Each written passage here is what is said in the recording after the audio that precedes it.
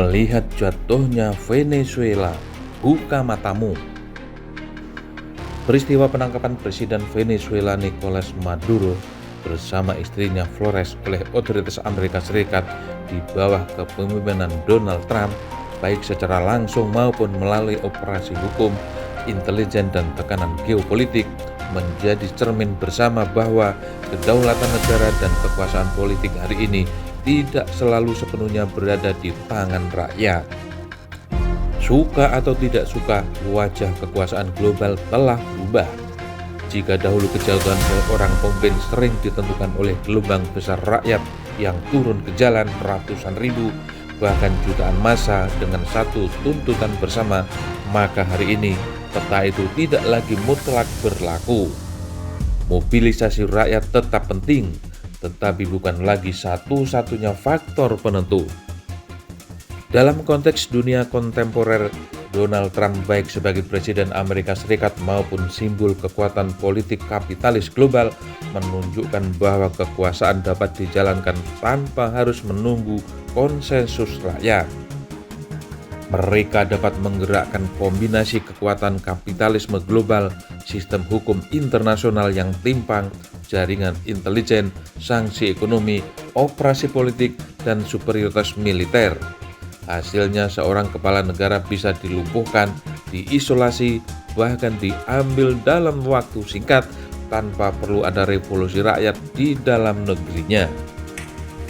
Data menunjukkan misalnya bahwa Venezuela sejak 2017 telah dikenai lebih dari 900 sanksi ekonomi internasional yang berdampak langsung pada runtuhnya ekonomi domestik, inflasi ekstrim, dan kelangkaan pangan. Sanksi ini bukan sekedar instrumen hukum, melainkan senjata politik modern. Dalam kondisi seperti ini, legitimasi pemimpin tidak dihancurkan oleh rakyatnya sendiri, tetapi oleh terkoordinasi.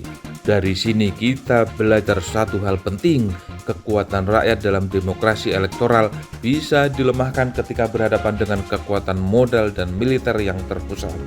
Rakyat bisa terbelah oleh uang, jabatan, bantuan sosial, atau narasi politik yang direkayasa. Fakta ini tidak bisa dipungkiri. Berbagai riset politik menunjukkan bahwa dalam banyak negara berkembang, fragmentasi rakyat seringkali terjadi karena patronase, oligarki ekonomi, dan kooptasi elit. Menjadi masuk akal jika kita bertanya dengan jujur, apakah mungkin menjatuhkan kekuasaan yang telah mapan hanya dengan mengandalkan militansi rakyat semata? Melihat dari pengalaman global sangat sulit, apalagi jika kekuasaan itu ditopang oleh koalisi elit politik, kekuatan modal besar, aparat negara, dan legitimasi prosedural yang dibangun melalui sistem hukum dan pemilu. Namun sejarah juga mencatat hal lain. Ketika kekuatan militer bergerak dalam satu komando, bukan atas nama rakyat, melainkan atas nama kepentingan geopolitik, maka perubahan kekuasaan dapat terjadi sangat cepat.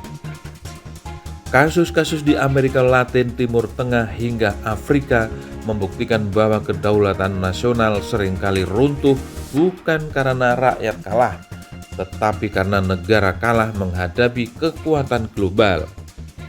Refleksi ini relevan bagi Indonesia, bukan untuk menakut-nakuti apalagi membenarkan kekerasan, tetapi untuk membuka mata publik bahwa demokrasi tidak boleh berhenti pada ritual pemilu 5 tahunan. Ketika rakyat mudah dipecah oleh uang dan jabatan, sementara kekuasaan makin terpusat pada segelintir elit yang berkelindan dengan modal, maka demokrasi kehilangan daya tawarnya. Jadi jangan heran sampai hari ini jika terdapat sekelompok masyarakat merasa heran belum bisa membawa mantan Presiden Jokowi ke pengadilan. Pelajaran terpenting dari peristiwa global ini adalah rakyat harus cerdas secara politik, kuat secara moral, dan bersatu secara nilai. Tanpa itu, kedaulatan rakyat hanya akan menjadi slogan, sementara keputusan-keputusan besar bangsa justru ditentukan di luar kehendak publik. Demokrasi itu bukan sekedar siapa yang berkuasa, tetapi siapa yang mengendalikan arah kekuasaan. Apakah untuk kepentingan rakyat atau untuk kepentingan modal dan kekuatan global?